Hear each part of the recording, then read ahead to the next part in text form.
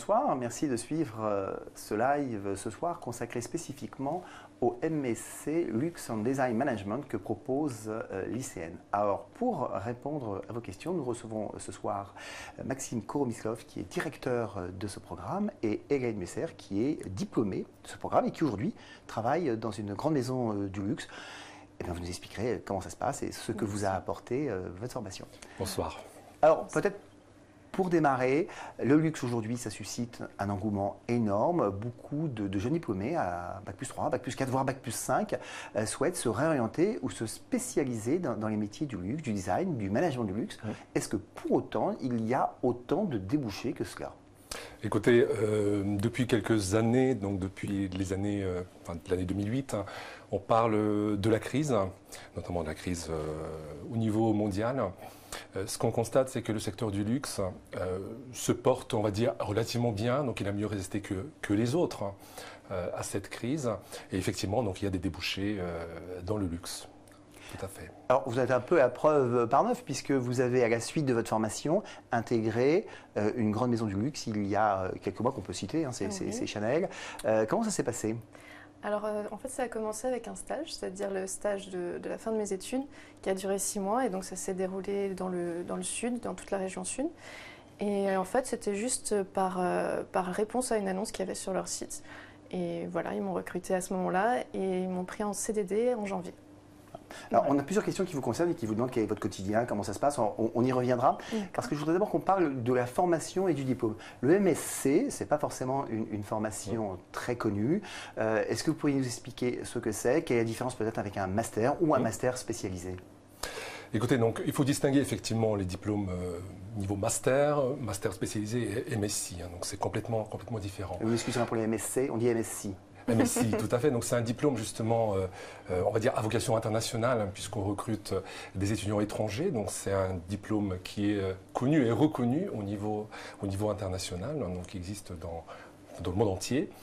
Alors la spécificité donc du programme MSc par rapport au master spécialisé, un master spécialisé donc c'est plutôt au niveau Bac plus 5 qu'on recrute, hein, et on va jusqu'au Bac plus 6, hein, un MSc, donc ça reste un diplôme du niveau master, donc autrement dit Bac plus 5. Le recrutement s'effectue au niveau Bac plus 3, Bac plus 4 et on vous amène jusqu'au Bac plus 5. Donc c'est une formation courte.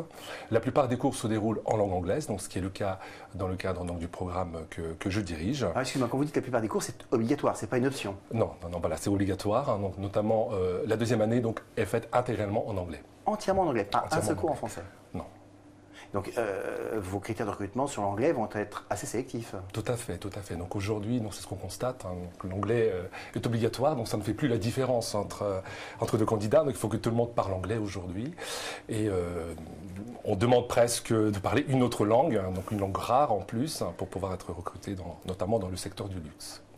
Vous, Hélène, vous maîtrisiez l'anglais quand vous avez intégré l'ICN ? Oui. Alors en fait avant l'ICN j'avais fait une fac, donc l'université de langues étrangères appliquées, donc je parlais anglais et allemand et voilà, donc du coup ça m'a bien servi pour la deuxième année. Après ça n'était pas le cas de tous les étudiants et puis tout le monde a réussi à s'en sortir en deuxième année d'après ce que je sais. Vous travaillez dans une entreprise française, est-ce que vous avez besoin de l'anglais au quotidien dans votre profession ? Oui. Vraiment au quotidien, même si je ne suis pas forcément amenée à avoir des relations directes avec le client parce que je ne suis pas en vente. Tout de même dans les dénominations d'articles, dans plein de choses se font en anglais. Il faut communiquer avec les autres boutiques, avec les autres pays. Et même si on est toujours en boutique, même si on n'est pas en vente, on est amené à parler aux clients, ne serait-ce que pour leur dire qu'on n'est pas ici pour leur vendre des articles, mais voilà, c'est obligatoire. Alors, on va revenir sur le MSc en tant que programme, puisqu'on a deux questions de Pierre, qui vous demande est-ce qu'il s'agit d'un diplôme qui est reconnu en France et qui vous demande éventuellement de préciser, dans les grandes lignes, hein, quel est le cursus pédagogique des 2 années, comment ça s'organise ? Alors, c'est un programme qui s'effectue en ce qui concerne l'ICN en 2 ans. La première année s'effectue en français, justement pour permettre aux étudiants qui ne sont pas toujours à l'aise à l'anglais, donc à l'entrée dans le programme, de se perfectionner en anglais en suivant donc le cursus en français, notamment sur les fondamentaux donc de la gestion, sur les fondamentaux du design et sur les fondamentaux des matériaux, de la conception, etc. Alors ce que je n'ai pas précisé, c'est que c'est un programme en fait en ce qui nous concerne, c'est un programme Artem. Artem, c'est concept qui est très connu aujourd'hui, puisque c'est une alliance inédite en France entre l'art, la technologie et le management, autrement dit donc une alliance entre les 3 écoles, donc ICN pour le côté management, l'art, hein, ou le design pour le côté pour l'école donc nationale supérieure d'art de Nancy, et pour les mines en fait, donc les aspects liés à la technologie, donc à la technique. C'est intéressant de le préciser parce qu'on avait 2 questions qui ont été posées avant le live justement sur la répartition et l'organisation entre vos 3 écoles, et on vous demandait même, mais finalement, qui délivre le diplôme? Est-ce que c'est Artem? Est-ce que c'est l'ICN? Ou c'est une des composantes d'Artem? Alors c'est une très très bonne question. Donc c'est un programme qui reste un programme ICN qui va être délivré par ICN Business School, mais toujours en partenariat donc avec l'école des mines de Nancy et l'école nationale supérieure d'art de Nancy. Donc c'est un programme qui est labellisé Artem. Alors, en termes d'ailleurs d'étudiants, vous recrutez et vous acceptez quel type d'étudiants? Est-ce qu'il faut avoir un profil vraiment déjà versé dans le design? Il faut déjà avoir fait des études un petit peu dans le domaine? Écoutez, ça dépend. Ça dépend. L'exemple d'Hélène, justement, est parlant. Donc, Hélène, qui a fait donc, des études, on va dire, de lettres, enfin de langues étrangères appliquées. Elle a suivi donc ce parcours et se retrouve aujourd'hui chez Chanel en tant que merchandiser visuel. Mais j'ai aussi donc, des étudiants qui ont fait l'École nationale supérieure d'art de Nancy, hein, qui se retrouvent à suivre ce programme, qui découvrent donc, les aspects liés au management, qui découvrent donc, la technologie, enfin, les techniques propres aux ingénieurs. Donc, je recrute surtout donc, les profils, hein, enfin, les profils intéressants, donc quelqu'un qui a un véritable projet, qui est de travailler dans le secteur du luxe. Hein.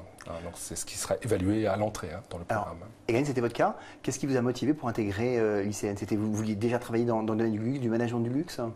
Alors pour moi, en fait, c'était surtout une question. Je voulais travailler dans la mode déjà, de base. Après, le luxe, oui, car c'était pour moi l'exemple le plus parlant de la mode, le fil conducteur, on va dire. C'est une spécialité française aussi, et c'est effectivement une industrie qui ne connaît pas vraiment la crise, pour de ce que j'en ai vu. Ensuite, c'était une envie d'extraordinaire, un petit peu de management, de commerce, mais dans le domaine du rêve, un petit peu. Alors, est-ce que vous pourriez nous dire ce qu'est votre métier aujourd'hui et au quotidien, ce que c'est? Bien sûr, donc du coup, comme disait Maxime, je suis merchandiser visuel. Donc en fait, le métier, c'est quoi? C'est retranscrire l'ADN et les codes d'une marque au niveau de l'apparence de la boutique. Donc ça passe par les vitrines, ça passe par les mannequins, ça passe par l'agencement des produits au quotidien en fonction des slow sellers, en fonction des produits qu'on veut mettre en avant. Donc pour moi, c'était parfait parce que ça avait un côté stratégique, commercial, et ça avait aussi beaucoup de créativité, c'est ce que je recherchais. Parce qu'il y a un sens de l'esthétique, un sens de la mode qui est très important.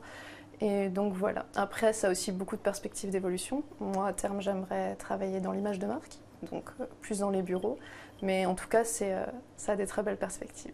Est-ce que vous appliquez au quotidien ce qui a pu vous être enseigné pendant 2 ans? Oui. Oui, beaucoup. Alors déjà, en première année, j'ai appris beaucoup de choses. J'ai une culture générale du luxe qui m'a vraiment été inculquée sur plein de choses, aussi bien au niveau des stratégies qu'au niveau de l'histoire, qu'au niveau des procédés de fabrication de matières précieuses, etc. etc. Après, on a eu des cours de merchandising visuel en 2e année. C'est d'ailleurs grâce à ça, en fait, que j'ai découvert que j'aimerais bien travailler dans ce domaine-là. Et voilà, du coup, j'ai répondu aux annonces en fonction de ce que j'avais aimé pendant mes cours. Ouais. Maxime, des questions pour vous en ce qui concerne le niveau de langue. Donc on vous demande de repréciser vraiment quel est le niveau d'anglais que vous souhaitez ou que vous exigez. Et s'il y a des 2e langues, notamment des langues qui sont peut-être utilisées dans le domaine de la mode et du luxe, et donc notamment le chinois. Tout à fait. Alors, à l'entrée, je pense qu'on reviendra donc par la suite en fait, sur les critères de sélection, sur les conditions d'accès. On évalue le niveau de langue grâce à un test d'anglais, hein, écrit et oral. Donc, vous avez un jury en fait, de langue qui évalue donc, le niveau du candidat. Donc, c'est important hein, pour nous de savoir qui est-ce qu'on recrute en première année, hein, notamment. En 2e année, par contre, donc, on va plus loin puisqu'on demande aux candidats de nous fournir un score. TOEIC ou TOEFL. Donc ces scores sont connus au niveau international. Donc pour le TOEFL, on demande 750. Pour le TOEIC, 750 et pour le TOEFL, 80 pour pouvoir intégrer le programme, ce qui nous permet donc de vérifier là aussi le niveau du candidat. Et pour les langues plus Pour les exotiques, langues, on va effectivement. Alors, l'anglais est obligatoire pour quelqu'un qui intègre le programme en première année. Donc, il va poursuivre donc l'apprentissage de la langue, sachant que nous, on n'est pas une école de langue. Donc, le candidat est censé avoir un certain niveau déjà en anglais, qu'on a évalué à l'entrée. Donc, il va pouvoir entretenir ce niveau. Il peut apprendre aussi donc, du vocabulaire technique lié au design et au luxe. Mais il a aussi la possibilité de suivre d'autres langues, du coup, facultative. Donc, par exemple, pendant les cours du soir, donc, il peut débuter en italien, puisque l'italien fait partie des langues qui sont recherchées, notamment dans le milieu de la mode, quand on doit travailler donc, avec des fournisseurs qui sont en Italie. Donc là, on va travailler en italien également. Les langues rares sont fortement appréciées lorsqu'on travaille avec des clients étrangers. Vous avez parlé donc du chinois, donc effectivement, ça peut être utile lorsqu'on doit négocier avec des Chinois, lorsqu'on doit vendre des produits de luxe à des Chinois. Le russe, ça fait partie des langues également proposées. L'arabe aussi. Donc, l'anglais est obligatoire donc, pour quelqu'un qui suit le programme de A à Z, mais on a aussi la possibilité de suivre des cours d'italien, donc de chinois, donc de russe, d'arabe. Mais dans ce cas-là, donc c'est en plus des cours proposés dans le cadre du programme. Donc c'est clair. Inès vous demande si vous avez trouvé votre emploi actuel grâce au réseau d'entreprises de la formation, ou si c'est un coup de chance, ou si c'est des relations personnelles. Alors moi personnellement non, je sais que c'était le cas de quelques autres stagiaires de mon année. Par contre moi c'était vraiment, j'ai répondu à l'annonce sur le site, j'ai envoyé mon CV, j'ai envoyé une lettre de motivation. Ça a pris un peu de temps, mais un mois plus tard je pense, on m'a rappelé donc pour un entretien d'abord téléphonique. Et après pour un entretien en personne. Ce qui n'est pas très long, à moi. Ça m'a paru long, parce que moi ça me motivait bien. Maxime, on vous demande quels sont les accords que vous avez avec les entreprises.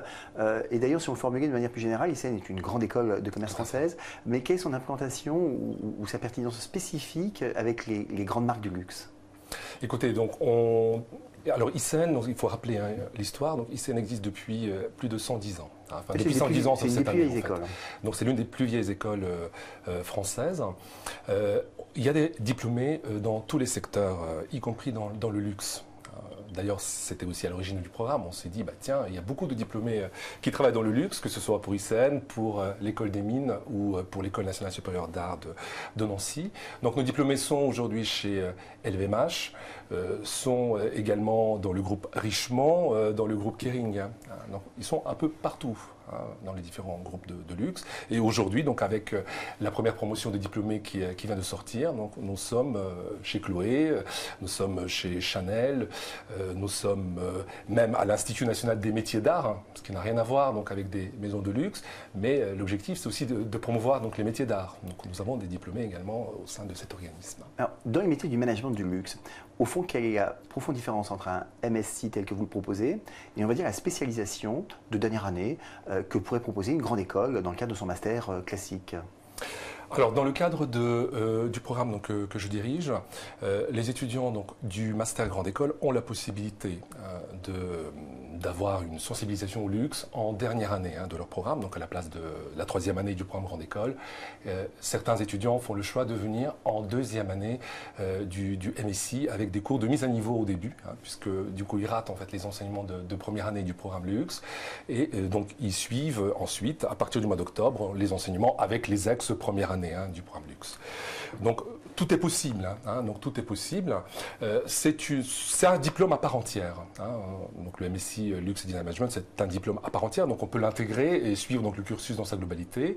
Quelqu'un qui est dans le programme Grande École, donc il a la possibilité donc de se spécialiser dans le luxe en venant donc dans ce cas-là dans le programme luxe, puisqu'il n'y a pas de spécialisation luxe dans le cadre du programme Grande École.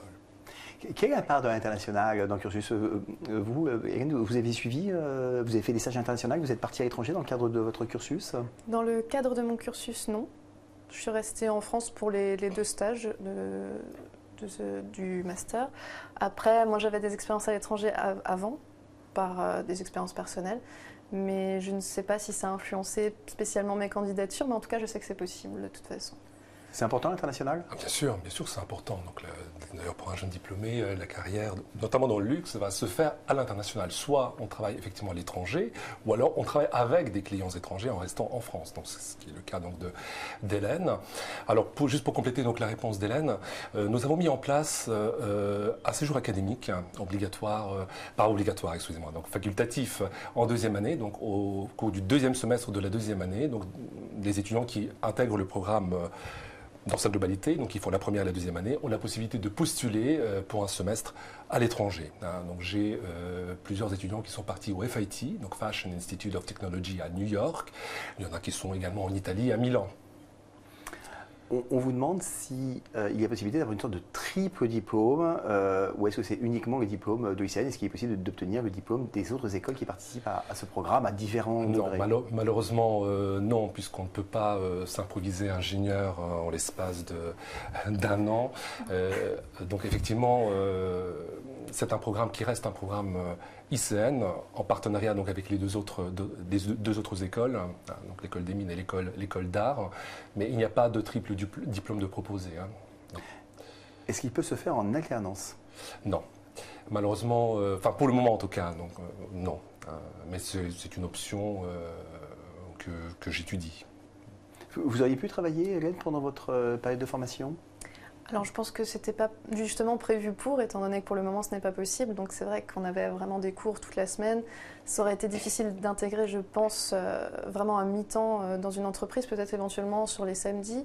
Mais c'est vrai que c'était des cours assez intenses, donc je pense que cumuler les deux, ça n'aurait pas été possible. Mais si c'est fait en fonction, évidemment, oui, ce sera possible. C'est un programme qui reste relativement court, puisque bon, Hélène, donc encore une fois, donc, qui n'a pas touché au management donc avant d'intégrer donc le programme luxe. Donc c'est vrai qu'il faut mettre donc l'ensemble des élèves qui ont des parcours différents, les mettre au même niveau. Donc c'est vrai qu'il y a beaucoup d'heures de cours dans le cadre de ce MSI, et effectivement on ne peut pas concilier les cours, les workshops, les travaux personnels, l'apprentissage d'une langue éventuelle. Donc on ne peut pas tout faire. Jeanne vous demande quel est le rapport entre le luxe et le design. Alors il y a beaucoup de rapports entre les deux. Donc quand vous prenez un produit de luxe, donc la part du design est quand même importante. Vous prenez un vase Dôme, Baccarat, donc c'est vrai que le design est partout, mais il n'y a pas que ça. Prenez l'exemple d'Hélène, qui est visual merchandiser, donc elle travaille aussi sur les aspects liés au design, donc design donc d'espaces commerciaux. Donc le design est partout dans le luxe. Donc, il y a beaucoup de liens. Au fond, vous avez l'impression d'avoir fait une formation artistique ou une formation de management d'école de commerce classique? Non, vraiment de management. Après, bien sûr, en fait, ce que ça m'a apporté aussi, cette triple alliance, entre guillemets, c'est de savoir de quoi je parle. Par exemple, au niveau technique de fabrication, etc., j'en avais vraiment aucune idée. Ça me permet d'avoir un peu plus de crédibilité, on va dire, sur certains matériaux, sur certains procédés de fabrication dont je n'avais pas idée. Donc, ouais. Alors, on comprend bien que la formation est le fruit d'expérience de 3 établissements. Est-ce que pour autant les étudiants se fréquentent entre eux? C'est-à-dire, est-ce que vous avez fréquenté les étudiants des mines et l'école d'art, finalement? Non, pas spécialement. C'est-à-dire que de toute façon, quand on avait des cours à l'école des mines, c'était notre promotion. On n'avait pas forcément de contact avec les étudiants de l'école des mines. Donc vous n'êtes pas rentré dans le monde de l'ingénieur ou Non, c'était plus... on a touché à ce monde-là, mais sans y entrer complètement. Je pense que c'est pas non plus l'idée. Ça reste quand même un diplôme de management. Après, c'est bien d'avoir une vue d'ensemble sur le produit. Donc c'est vrai qu'il y a des intervenants des 3 écoles qui interviennent dans le cadre de ce programme. Donc pour le management, donc c'est bien sûr ICN. Pour les procédés de fabrication, donc les mines et les matières liées au design, donc l'école d'art. Donc il y a aussi donc des diplômés de ces 3 écoles qui sont intervenus dans le programme. J'ai un projet en fait pour l'année qui vient, et donc je travaille avec l'un des intervenants en fait qui s'occupe des modules liés à la communication. L'année qui vient, c'est l'année prochaine. Donc l'année prochaine, oui, tout à fait. Donc à partir de l'année prochaine, donc nous allons mettre en place justement donc cette collaboration avec des étudiants, notamment donc de l'école d'art, sur certains workshops. On travaille beaucoup sous forme d'ateliers, notamment donc l'atelier lié à la communication, donc Imagine Your Story, donc où ils vont créer donc un nom de marque, créer une identité visuelle donc de marque. Les étudiants donc du programme MSI Luxe et Design Management travailleront avec donc les étudiants donc de l'école d'art. Mais ça fait partie des projets, donc Hélène elle vient de sortir. Je ne savais pas. Voilà, c'est un programme qui évolue. C'est vrai que le luxe innove beaucoup. Eh bien, J'innove également dans le cadre du programme puisqu'on fait régulièrement des feedbacks. Je reste très proche en fait des étudiants, donc je leur demande systématiquement donc leur avis. Donc ils me font un feedback régulièrement, donc ça me permet justement d'injecter donc des cours sur certaines thématiques qui ont suscité l'intérêt donc des étudiants. Et puis j'essaie aussi d'évoluer en fonction du marché, en fonction de la demande. Traditionnellement, lorsqu'on suit une formation dans une grande école de commerce, on peut le programme grande école, voilà, on appartient à un réseau, on développe un réseau. Est-ce que vous avez le sentiment que ça s'est passé pendant que vous suiviez ce MSI? Que vous êtes dans le réseau, dans le grand réseau ICN des anciens?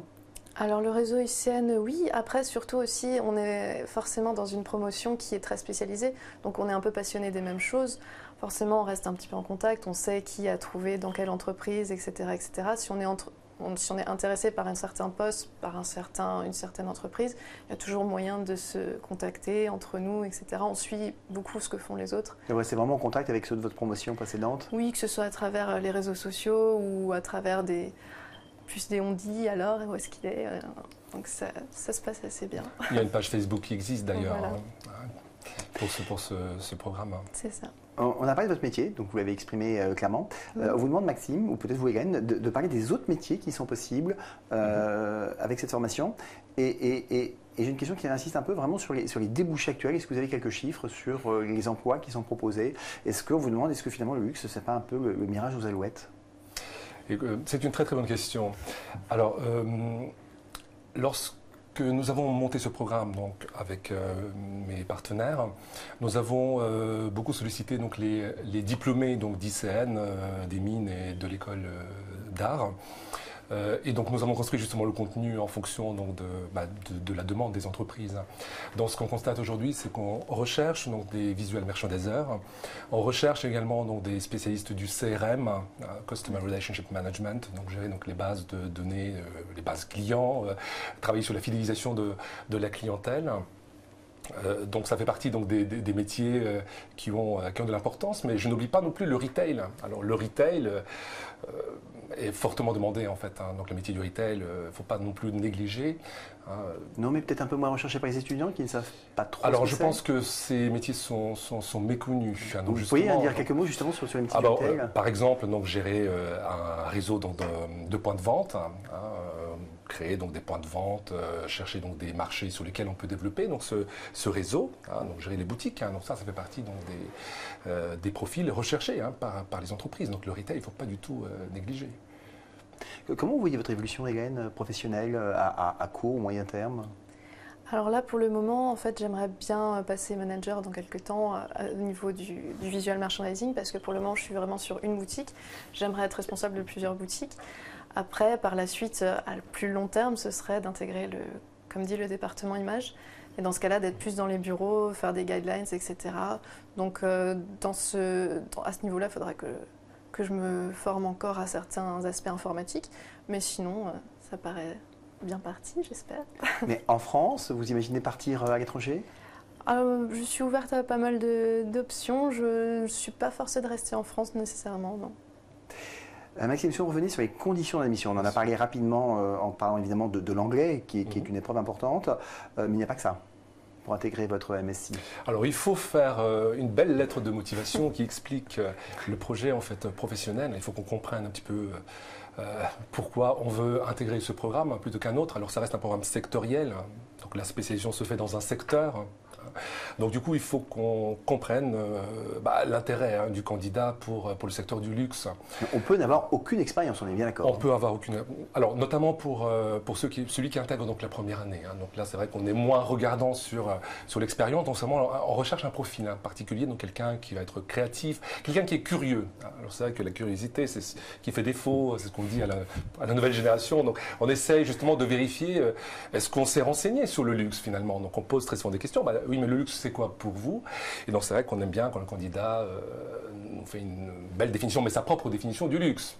Que ça reste un petit peu donc des sentiers battus. Oui, le luxe, c'est ce qui brille, quoi. Vous voyez? Et donc c'est vrai donc une belle lettre de motivation, un CV donc présenté correctement, donc en mettant en avant bien sûr donc les expériences s'il y en a, mais aussi les passions. Quelqu'un qui va être passionné par le théâtre, par l'art en général, par le cinéma, par la photographie. Vous avez partie des profils à ne pas pas négliger. Il faudrait également des lettres de recommandation. Alors ça peut être dans le cadre d'un stage ou d'un emploi précédent, donc quelqu'un qui va recommander donc, le candidat, ou un enseignant qui a suivi le candidat en fait, dans le cadre de sa scolarité. Vous aviez tout cela, Hélène? Pardon? Vous aviez tout cela? L'aide de motivation? Lettre de motivation, lettre de recommandation? Voilà, les diplômes, lettre de recommandation, je ne sais plus, c'est possible. Ça fait un petit moment maintenant. Mais oui, j'avais tout ça, effectivement, plus les entretiens de motivation. Oui, il y a un entretien oral. Donc, Voilà. Un entretien oral, donc en plus, bien sûr, donc, et puis donc les tests dont on a parlé, les tests de langue, donc l'anglais écrit et l'anglais oral. Et un entretien de motivation, donc vous venez de dire, donc c'est important. Pas trop stressant, l'entretien de motivation? Si, un petit peu, mais ça va, ça s'est bien déroulé. Et puis, on parle après forcément de sujets qui nous intéressent, donc au bout d'un moment, ça devient plus naturel aussi. Question pour vous, Maxime. Êtes-vous plus exigeant sur les Bac plus 4? Parce que vous avez eu l'air de dire tout à l'heure que bon, Bac plus 3, on n'avait peut-être pas d'expérience du luxe, c'était pas grave. Bac plus 4, vous demandez quelque chose d'un petit peu plus? C'est vrai qu'on sera plus regardant donc, au niveau des expériences, sachant que quelqu'un qui suit le programme dans sa globalité, donc il a fait un stage en première année, un stage qui peut aller jusqu'à 6 mois. Donc c'est vrai que quand ils se retrouvent en deuxième année, donc avec des étudiants qui n'ont jamais fait de stage puisqu'ils ont intégré directement la deuxième année, donc c'est gênant puisqu'on n'a pas le même échange donc avec les intervenants. Donc c'est vrai qu'on va regarder, bah, tiens, est-ce qu'il y a une expérience dans le luxe, notamment, est-ce qu'on a fait des stages, en tout cas il faut qu'on démontre l'intérêt donc pour ce programme et surtout lorsqu'on veut l'intégrer donc en dernière année. Donc il faut qu'il y ait vraiment un plus par rapport aux candidats donc de première année. Qui pourraient ne pas avoir d'expérience. Deux questions d'Anouk. Depuis combien de temps le MSC existe-t-il et avez-vous beaucoup de diplômés? Avec le sous-entendu, effectivement, peut-on bénéficier d'un réseau diplômé très spécifique dans le domaine du luxe? Et puis, combien d'étudiants recrutez-vous par année? Tout à fait. Très bonne question. Alors, ce programme a été créé en 2012, donc ça veut dire il y a 3 ans. La première promotion de diplômés vient de sortir, donc elle en fait partie. D'ailleurs, notre remise des diplômes se déroulera donc, le 31 janvier au Zénith de Nancy. La première promotion se compose de 22 étudiants, donc il y aura 22 diplômés qui recevront donc, leur diplôme. Alors, c'est un programme qui reste à taille humaine, puisqu'en première année, on a une vingtaine de personnes. En deuxième année, donc, on a 30 candidats aujourd'hui. Enfin, 30 candidats, 30 étudiants qui suivent donc, le programme en deuxième année. Donc, c'est un programme donc, à taille humaine, donc on ne cherche pas non plus à augmenter les effectifs, donc on travaille vraiment sur la qualité. Et comment vous définiriez l'univers du luxe et est-ce que l'entreprise dans laquelle vous travaillez aujourd'hui vous paraît vraiment différent des autres? Est-ce qu'il y a quelque chose de spécifique au quotidien dans l'exercice de votre mission? Oui, enfin pour moi clairement. Après, on s'y attend un petit peu, mais c'est dans le perfectionnisme tout le temps. Il faut vraiment ne rien laisser au hasard. Après, c'est aussi du domaine de l'extraordinaire. On travaille quand même autour de produits extraordinaires, de clientèle extraordinaire. C'est aussi, il y a un petit côté familial aussi parce que je travaille avec des gens qui sont passionnés de la maison dans laquelle ils sont embauchés. Et ça change beaucoup parce que j'ai eu quelques expériences professionnelles avant qui n'étaient pas forcément dans le luxe et c'était différent. Pour moi, c'est vraiment aussi un sens de la passion, en fait, de la passion de son métier. Voilà. C'est important ce que Hélène vient de dire. Donc je pense que pour vraiment réussir dans le luxe, il faut être passionné. Alors le luxe, est-ce que c'est que des grands groupes? Est-ce qu'on peut travailler dans des grosses PME? Bien évidemment. Donc justement, dans le cadre de ce programme, donc on fait intervenir non seulement donc les grands noms que tout le monde connaît, mais aussi donc des petites entreprises, donc des sous-traitants qui travaillent pour les grands groupes. Donc on peut effectivement réussir en intégrant donc les petites entreprises moins connues que les grands groupes que tout le monde connaît. Et on peut faire une belle carrière également. Et au final, vous pensez que ces petites entreprises, au global, peuvent presque plus recruter que des grands groupes? Alors ça dépend bien sûr donc, de ce qu'on veut faire comme métier. Les grands groupes donc, restent quand même donc, les principaux recruteurs, notamment dans le domaine du luxe. Je pense qu'il faut posséder tout simplement donc, des savoir-faire particuliers pour intégrer notamment donc, les petites structures. On vous demande si avec un bac plus 3 et avec une expérience déjà dans le domaine du luxe, on peut intégrer comme si on avait un bac plus 4. Est-ce qu'il y a une sorte d'équivalence? Est-ce qu'il y a une sorte d'équivalence si on peut justifier d'une expérience dans le luxe? Oui, donc je pense. Enfin, on ne l'a pas encore fait jusqu'à maintenant. Donc cette situation ne s'est pas présentée jusqu'à présent. C'est vrai qu'on avait plus des candidats en formation initiale, mais quelqu'un qui a un bac plus 3, qui a quelques années d'expérience donc derrière derrière lui. Donc oui, il pourrait déposer un dossier pour la deuxième année. Bien sûr, donc en rajoutant des pièces complémentaires au dossier pour qu'on comprenne un petit peu qu'est-ce qu'il a fait concrètement. On peut aussi intégrer cette formation donc en dernière année si on a suivi un cursus de grande école, j'ai dire classique, sans spécialisation, avec une solide formation en management. Il n'y a pas de redondance entre les formations? De redondance, Oui. Écoutez, alors c'est vrai que parfois, donc certains concepts qu'on utilise dans le programme grande école, on va le retrouver également dans le programme MSI, mais c'est normal, puisqu'on utilise finalement donc les mêmes outils.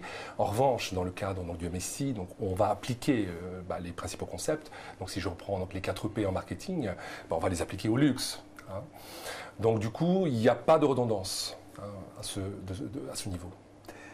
Hélène Gloria vous demande ce que vous avez préféré pendant votre formation au MSI. Je crois que c'est assez évident du coup les cours de merchandising visuel. Après on a eu un cours qui était très très intéressant en deuxième année parce qu'il était très complet. En fait c'était sur une semaine il me semble, c'était créer votre propre marque. Donc de A à Z, c'est-à-dire le nom de la marque, l'image qu'il y a derrière, le logo, la politique, les valeurs, l'image, tout. Et ça, c'était vraiment super intéressant. En plus, c'était un travail d'équipe. Donc ça aussi, c'est très très important pendant la formation. On fait beaucoup de travaux de groupe et ça apprend vraiment à gérer les relations qu'on pourrait avoir plus tard entre collègues aussi. Et ça, c'est quelque chose qui m'a beaucoup appris aussi, les travaux en groupe comme ça pour faire un peu des melting pot d'idées, etc. C'était vraiment bien. Est-ce que vous avez aimé les séminaires? Tiens, c'est moi qui vous pose la question. Les séminaires, oui. Alors le premier séminaire à Paris. Donc ça, c'était très intéressant. On a visité plein d'entreprises. On a visité, si je peux citer, Vuitton, bien sûr. Voilà, Oui. Louis Vuitton. On a visité vraiment pas mal de choses. On était allé Swarovski, voilà. Donc c'était vraiment très intéressant. C'était plus court. Après, en deuxième année, on est allé à Moscou. Donc ça, c'était vraiment le point culminant de la deuxième année. C'était très intéressant aussi. C'est vraiment une clientèle qui est hyper importante à l'heure actuelle dans le luxe. Donc ça permet aussi de voir un peu plus leurs attentes, ce qu'ils ont eux dans leur pays, ce qu'on peut aussi leur offrir en plus ou comparer un petit peu avec ce qu'on a en France. Et puis voilà. C'est vrai que jusqu'à présent, on a parlé plutôt des cours, des ateliers, mais on sort beaucoup. Quand je dis on sort, on va visiter les entreprises. Donc on va visiter les manufactures.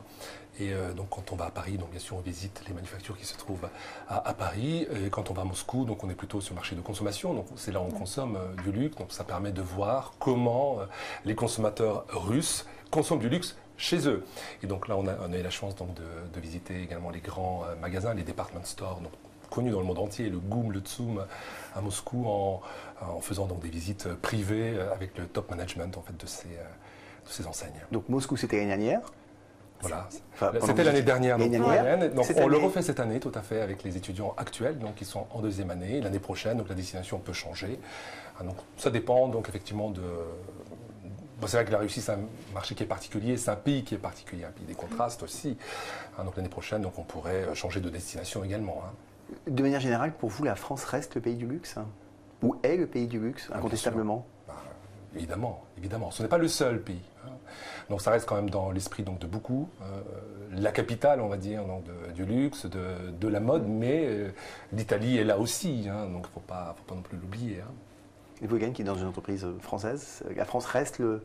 Oui, pour moi, clairement, avec bien sûr comme centre Paris. Après, le Sud, c'était aussi très très impressionnant cet été. J'ai vu vraiment de la clientèle de tous les pays.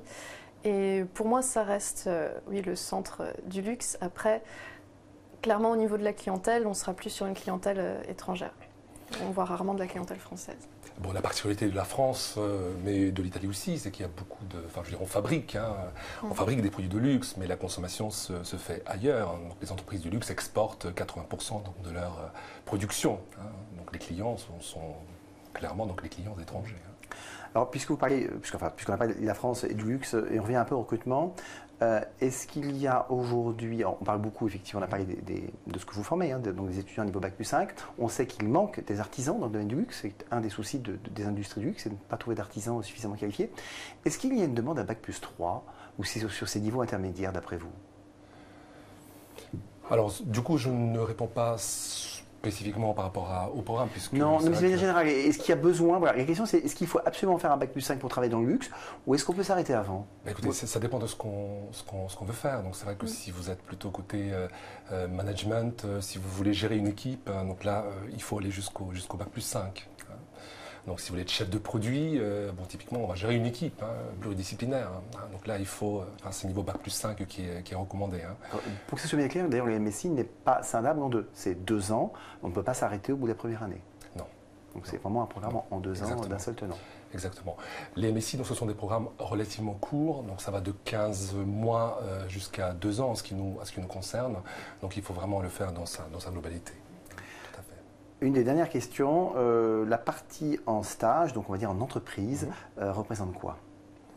Alors vous avez 2 stages qui sont intégrés, donc pour quelqu'un qui fait le programme dans sa globalité.